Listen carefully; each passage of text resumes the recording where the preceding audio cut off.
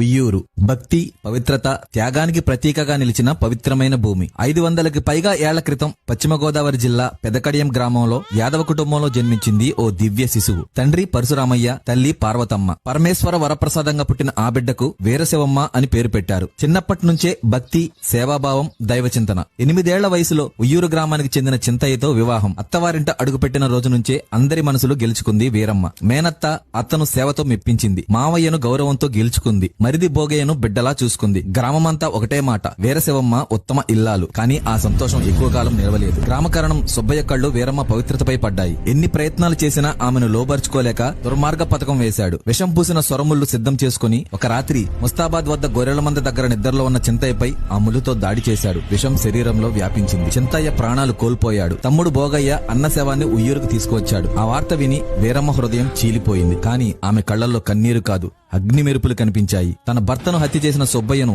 నిర్వంశం కావాలని శపించింది. ఆ శాపం వెంటనే ఫలించింది. ఇక్కడితో ముగియలేదు కథ. మిగిలిన కథ పార్ట్ 2లో చెప్తాను. సో ఫాలో చేసి పార్ట్ 2 కోసం వెయిట్ చేయండి.